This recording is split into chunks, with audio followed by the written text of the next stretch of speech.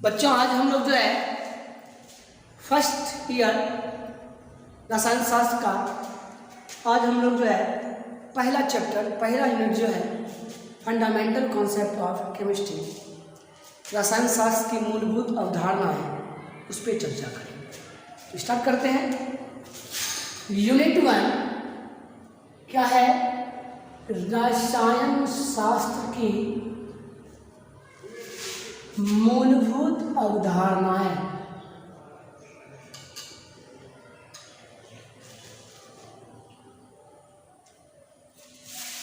Fundamental concept of chemistry.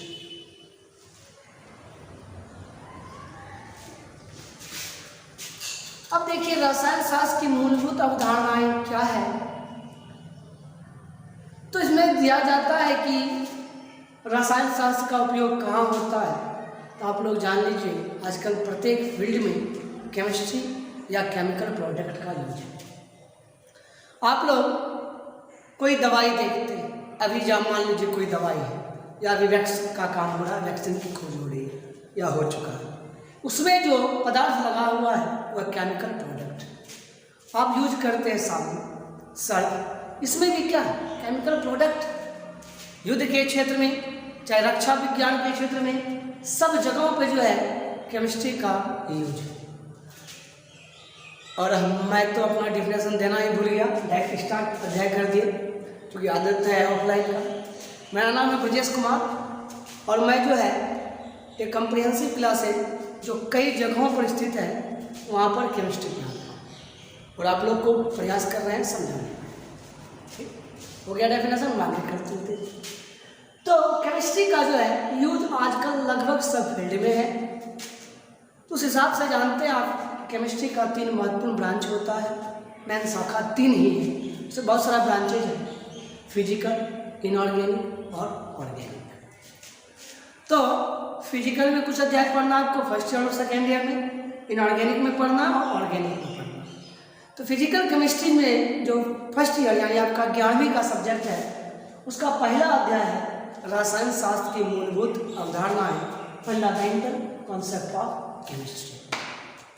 आज start करते हैं।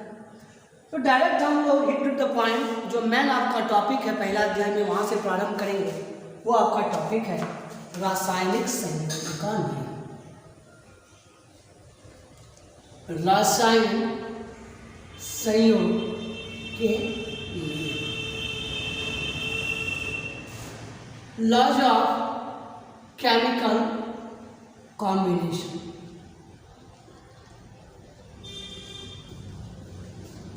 पहला वीडियो है, इसलिए आप लोग को बता दें कि हम प्योर हिंदी माध्यम में पढ़ाएंगे, लेकिन जो आपका टॉपिक होगा उतना आपको कम से कम अंग्रेजी लिखना होगा, उतना लिखना है। ठीक है, चलिए आगे बढ़ते हैं। तो पहले यह समझिए कि रासायनिक संयोग का नियम किसको कहते हैं। इसको ऐसे समझिए, प्रकृति में विभिन्न प्रकार की घटनाएं होती रहती हैं।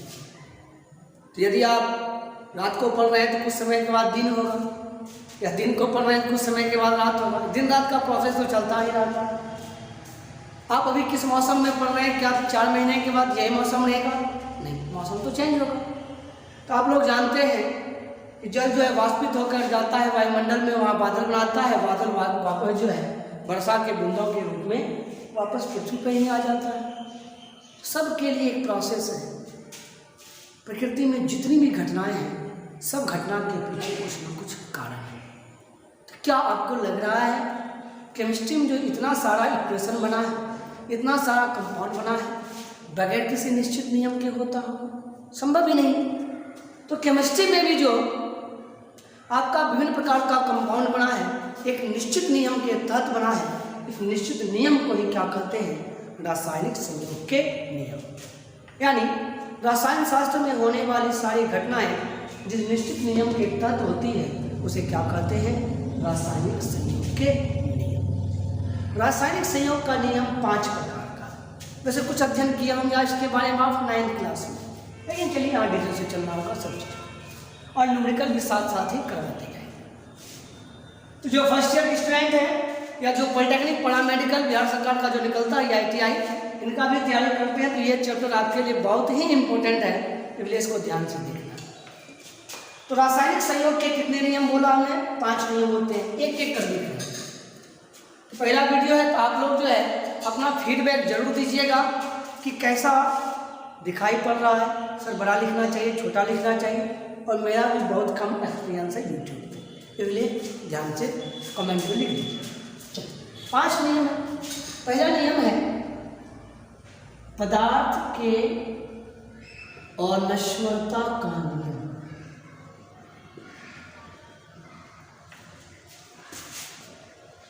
इसका खोज किया था लववाजे ने। पदार्थ के अनश्वरता के नियम का खोज किसने किया था? लववाजे ने किया। दूसरा नियम है स्थिर अनुपात का नियम।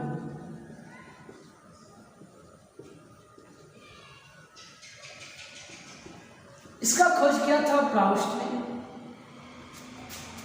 तीसरा है गुणित अनुपात का नियम।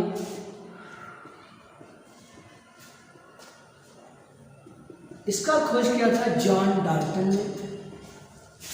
चौथा है व्युत्क्रम अनुपात का नियम, लॉ ऑफ रेसिप्रोकल प्रोपोर्शन। जब टॉपिक चलेगा फिर इसका अंग्रेजी में निकालेंगे। इसका खोज किया है रिचर्ड ने। 5वां नियम का खोज किसने किया हम नहीं बताएंगे, क्योंकि आप लोग जो है पहले से जानते हैं। 5वां नियम है गैलुसैक के गैसीय आयतन का नियम, और इस नियम का खोज किसने किया है वो आप जानते हैं, पहले से जानते हैं। तो ऐसा नहीं जानते हैं गैलुसैक के गैसीय आयतन का नियम किसने खोज किया, तो नाम पे ही ये नियम है। बहुत सारा नियम आप पढ़े होंगे 9th क्लास में, इतना याद होगा 9th 10th में कि कुछ नियम नाम के हिसाब से ही होता है। तो यहाँ पर जो नियम है गैलुसैक के गैसीय आयतन का नियम, ये नियम भी जो है गैलुसैक एक महान साइंटिस्ट हुए उनके नाम पे, तो गैलुसैक के गैसीय आयतन का नियम। तो ध्यान रखिएगा रासायनिक संयोग के कितने नियम होते हैं? 5 नियम। पदार्थ की अनश्वरता का नियम, स्थिर अनुपात का नियम, गुणित अनुपात का नियम, व्युत्क्रम अनुपात का नियम, और गैलुसैक के गैसीय आयतन का। आज हम प्रारंभ करेंगे जो पहला नियम है पदार्थ की अनश्वरता का नियम, जिसका खोज किया था लववाजे ने, उसके बारे में। और बहुत महान वैज्ञानिक है लववाजे, इसी को कहा जाता है फादर ऑफ मॉडर्न केमिस्ट्री, आधुनिक रसायन विज्ञान के। स्टार्ट करते हैं पदार्थ के अनश्वरता का नियम। पदार्थ के अनश्वरता का नियम, रासायनिक संयोग के 5 नियम, इसमें पहला नियम आज प्रारंभ करेंगे पदार्थ के अनश्वरता का नियम। लिखिए मेरे साथ हेडिंग, पदार्थ के अनश्वरता का नियम। साथ साथ ही लिखते जाइए, ज़्यादा बेटर रहेगा। अदरवाइज जो है आप समझ लीजिए, और जब बोलेंगे लिखने के लिए तो पॉज कर दीजिएगा वीडियो को, उसके बाद लिख लीजिएगा या स्क्रीनशॉट ले लीजिएगा। ठीक है, आता है वहाँ स्क्रीनशॉट लेने के लिए, फिर उसको लिख लीजिए, फिर आगे बढ़िए। ये ज़्यादा बेटर आइडिया है, साथ साथ लिखिएगा और ज़्यादा बेटर होगा। क्या लिखा है? पदार्थ के अनश्वरता का नियम, law of conservation of matter, law of conservation of matter. कहेगा सर ये नियम कुछ सुना सुना लग रहा है। हाँ, आप पढ़े हैं ऊर्जा संरक्षण का नियम, law of conservation of energy वाला पढ़े, फिजिक्स में पढ़े थे। इसका खोज किया है लववाजे ने। किसने खोज किया है? लववाजे। तो कहता है क्या नियम, इसको सुन लीजिए। पदार्थ को अनश्वरता का नियम कहता है किसी भी रासायनिक प्रक्रिया द्वारा पदार्थ का ना तो निर्माण किया जा सकता है और ना ही विनाश। यदि पदार्थ का ना तो निर्माण हो ना ही विनाश, हम कह सकते हैं पदार्थ अनश्वर है। किसमें बोल रहे हैं हम? रासायनिक अभिक्रिया के लिए बोल रहे हैं, सिर्फ उस पर कॉन्सेंट्रेट कीजिए। पदार्थ का ना तो निर्माण किया जा सकता है और ना ही विनाश, अर्थात पदार्थ अनश्वर। अब इसको रासायनिक अभिक्रिया के टर्म में, रासायनिक अभिक्रिया में आप जानते हैं एक होता है अभिकारक जो किसमें चेंज होता है? प्रतिफल में। रहेंगे बहुत सारे, हाइड्रोजन ऑक्सीजन मिलकर जल बनाता है, नाइट्रोजन हाइड्रोजन मिलकर अमोनिया बनाता है। बहुत सारा इक्वेशन आप पढ़े होंगे 10th या 9th में। अभिकारक किसमें चेंज होता है? प्रतिफल। कहिएगा सर जब रासायनिक अभिक्रिया में पदार्थ का ना तो निर्माण होता है ना ही विनाश, तो रासायनिक अभिक्रिया के केस में जितना अभिकारक है इसका मतलब उतना ही प्रतिफल है। अभिकारक जितना है उतना ही तो क्या है? प्रतिफल। यदि मान लीजिए अभिकारक है 10 ग्राम, प्रतिफल या तो 9 ग्राम बन जाए या तो 11 ग्राम बन जाए, तब ना आप कहिएगा फिर निर्माण हुआ है या विनाश हुआ है। लेकिन रासायनिक अभिक्रिया में ना तो निर्माण होता है ना ही विनाश। इधर 10 ग्राम लिए, इधर भी क्या होना चाहिए? 10 ग्राम ही होना चाहिए। अर्थात रासायनिक अभिक्रिया में भाग लेने वाले अभिकारकों का कुल द्रव्यमान प्रतिफल के कुल द्रव्यमान के योगफल के बराबर होता है। तो पदार्थ की अनश्वरता का नियम हम लिख सकते हैं। इस नियम का प्रतिपादन लिखिए मेरे साथ साथ। लवाजे ने किया था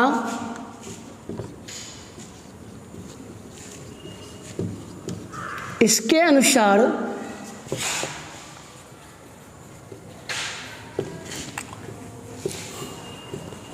पदार्थ का ना तो निर्माण किया जा सकता है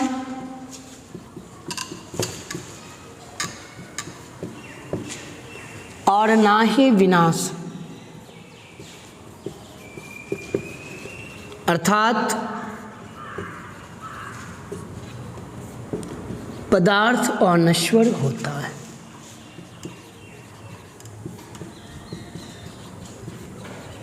पदार्थ क्या होता है? अनश्वर। दूसरे शब्दों में, इसको दूसरे शब्द में भी हम बोल सकते हैं, यह कह सकते हैं रासायनिक अभिक्रिया में भाग लेने वाले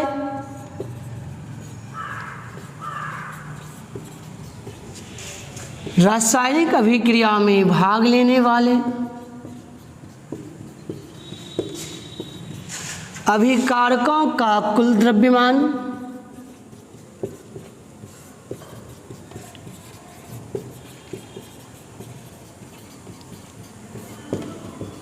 प्रतिफल के कुल द्रव्यमान के बराबर होता है।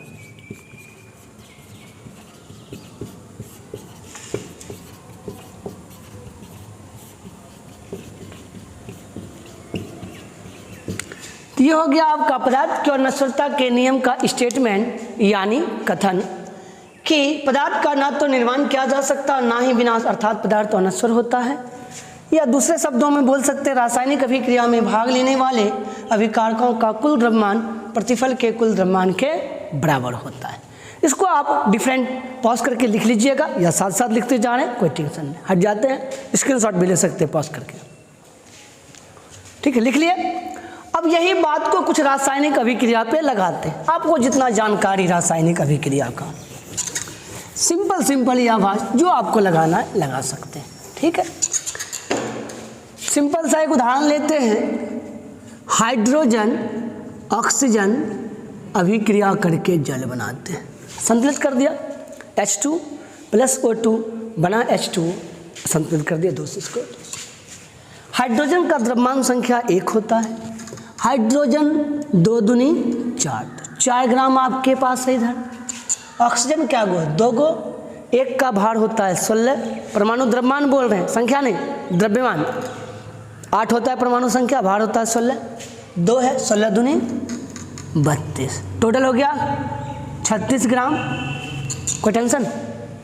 इसमें देखिए 2 गुना है, इसको निकालिए। हाइड्रोजन 2, 1 का भार बोला हमने, 2 का कितना? 2। ऑक्सीजन 1 है 16, 16 2 18 दूनी 36। देखिए जितना भी कारक है उतना प्रतिफल हुआ। ठीक। दूसरा, नाइट्रोजन हाइड्रोजन अभिक्रिया करके बनाता है अमोनिया। संतुलित कर दिया। नाइट्रोजन कितना दिखाई पड़ रहा है? 2। 1 का 14, 2 का 28। हाइड्रोजन 3 दूनी 6, 1 का 1, 6 का 6 ग्राम, 28 6 34। ठीक है, 2 गुना है नाइट्रोजन 1 का 14, हाइड्रोजन 3, 1 का 1 तो 3 का कितना 3, 2 गुना 14 3 17, 34 ग्राम। जितना अभिकारक उतना प्रतिफल है। ठीक, एक पढ़े होंगे आप, उसमें अपघटन अभिक्रिया में कैल्शियम कार्बोनेट टूट के बनाता है कैल्शियम ऑक्साइड और कार्बन डाइऑक्साइड। कैल्शियम 1 है 40, कैल्शियम का होता है 40, पीरियोडिक टेबल देख लीजिए। कार्बन का होता है 12, मैन याद रखना आपको। ऑक्सीजन 3 है 16 48, टोटल को जोड़ किया 100। कैल्शियम ऑक्साइड बनाए, कैल्शियम 40, ये 16, 40 16 56। कार्बन 1 12, ऑक्सीजन 2, 1 का 16 2 का 32, 44, दोनों को जोड़ करेंगे 100 ग्राम। इस तरह से आप देखिए किसी भी रासायनिक अभिक्रिया में अभिकारक का कुल द्रव्यमान प्रतिफल के कुल द्रव्यमान के बराबर होता है।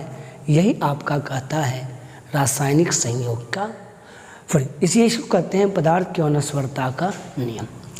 तो कहिएगा सर क्या सवाल इतना ही हल्का होता है? थोड़ा बहुत ट्विस्ट करके आपको पूछ सकता है। जैसे एक सवाल देखिए, तो सवाल लिख रहे हैं हम, देख लीजिए सवाल आपके स्क्रीन पे है।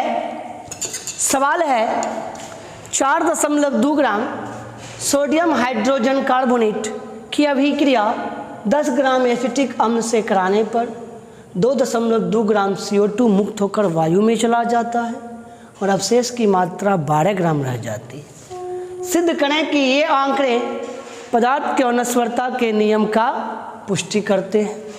इसका सॉल्यूशन कर रहे हैं। ठीक है, ध्यान दीजिएगा, क्वेश्चन को एक बार पढ़ लीजिएगा ध्यान से। 2 पदार्थ है, सोडियम हाइड्रोजन कार्बोनेट की अभिक्रिया किससे हुई? एसिटिक अम्ल। जो अभिक्रिया में भाग लेता है उसको अभिकारक कहते हैं। तो यहाँ पर अभिक्रिया में भाग लिया है सोडियम हाइड्रोजन कार्बोनेट और एसिटिक अम्ल। सवाल को पढ़े होंगे तो ये अंदाजा आ गया होगा, 2 चीज़ भाग लिया है। जो चीज़ भाग लेता है उसको अभिकारक कहते हैं और जो नया चीज़ बनेगा उसी को प्रतिफल कहते हैं।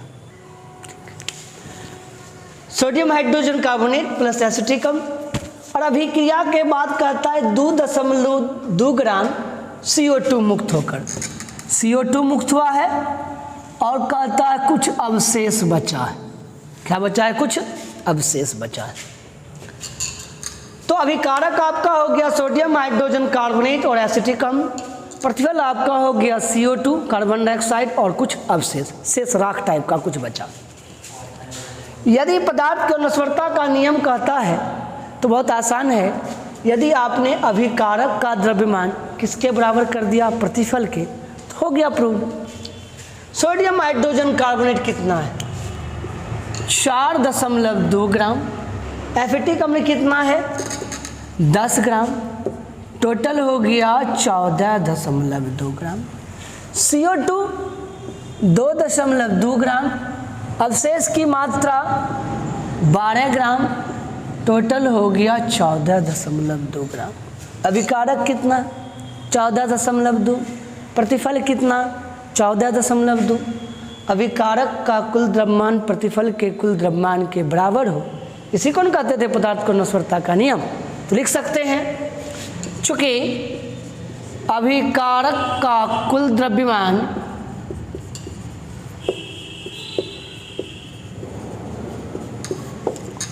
प्रतिफल के कुल द्रव्यमान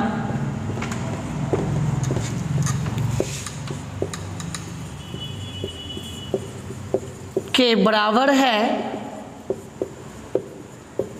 अतः ये आंकड़े पदार्थ के अनश्वरता के नियम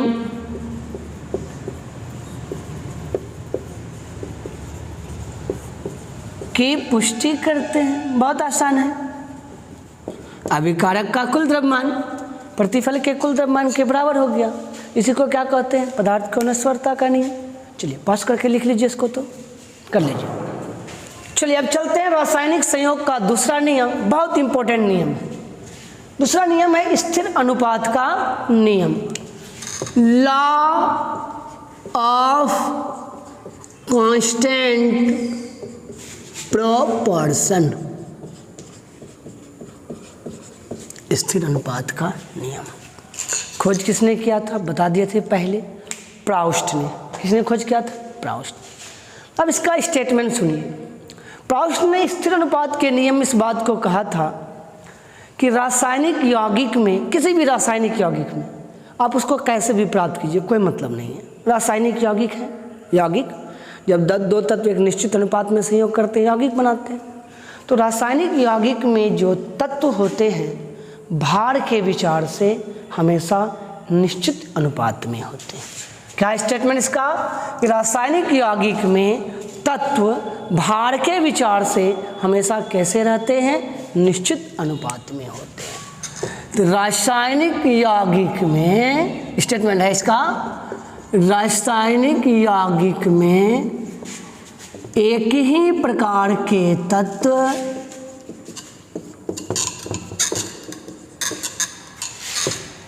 भार के विचार से, ये भी ध्यान रखना है, भार के विचार से हमेशा एक निश्चित अनुपात में रहते हैं। निश्चित अनुपात में रहते हैं। ठीक। अब जैसे एक रासायनिक यौगिक लेते हैं जल, बहुत इंपॉर्टेंट एग्जाम्पल।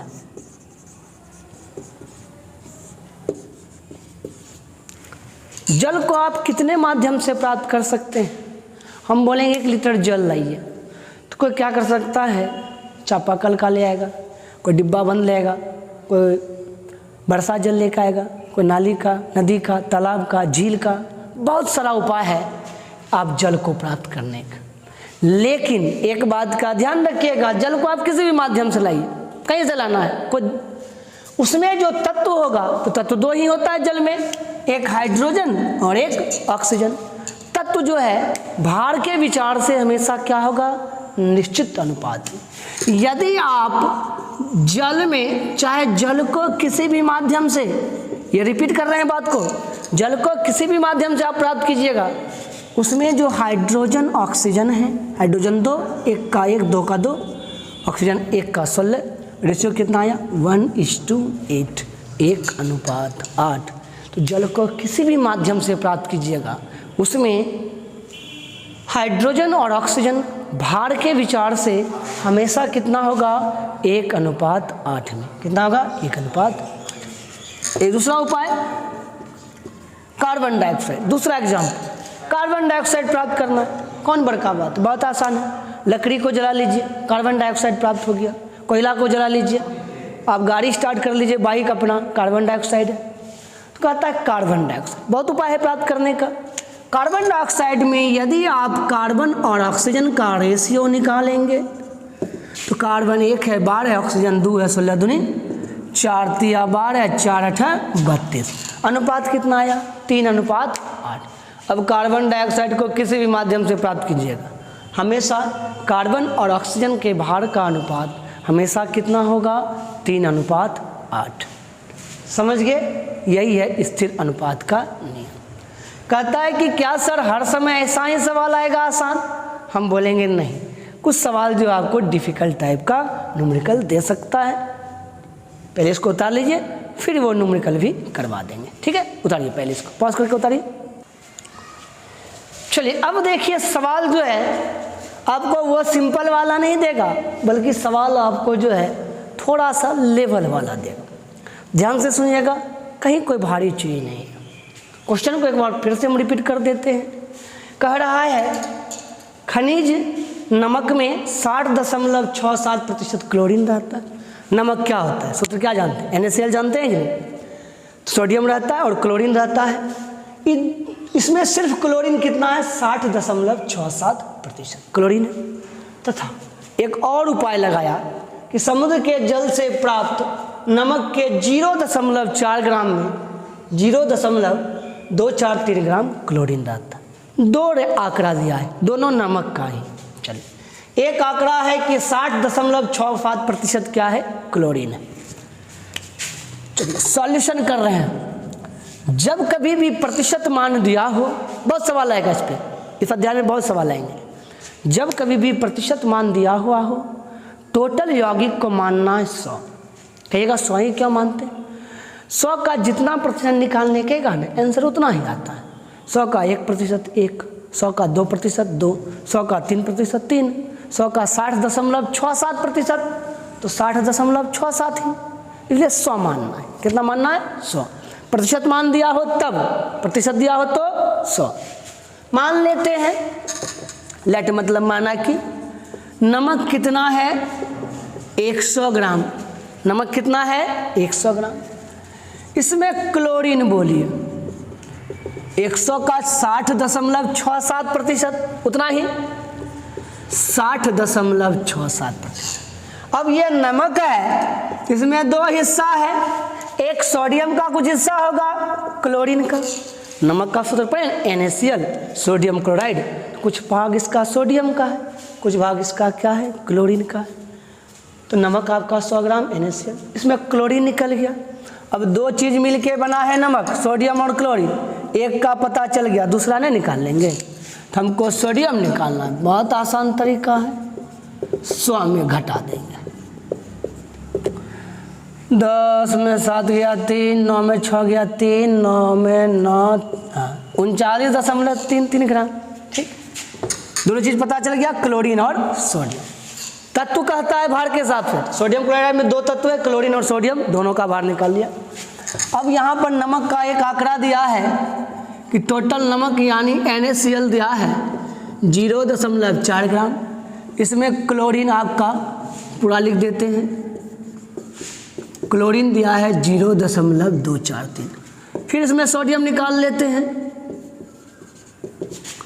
0.4 घटा 0.243, 0 7, 9 में 4 गया 5, 3 में 2 गया, निकल गया।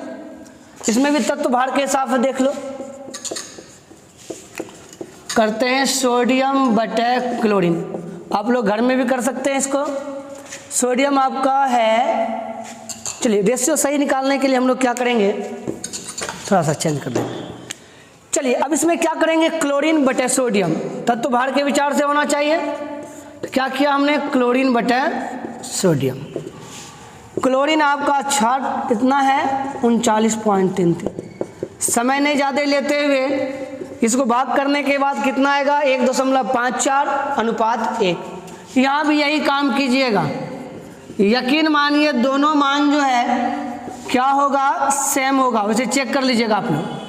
क्लोरीन आपका है 0.243, 0.175, 3 अंक के बाद पॉइंट, 3 अंक के बाद पॉइंट, 1.54 आएगा। तो पहले वाले नमक में सोडियम और क्लोरीन, या क्लोरीन और सोडियम का रेशियो कितना है, और दूसरे वाले में रेशियो कितना है, क्या दोनों रेशियो सेम है? कहिएगा हाँ। लिखेंगे ये दोनों अनुपात समान है कि नहीं? अतः ये आंकड़े स्थिर अनुपात नियम का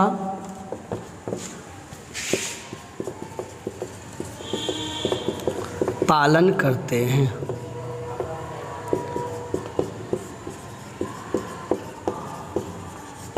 पॉज करके इसको उतार लीजिए, उतार लिया।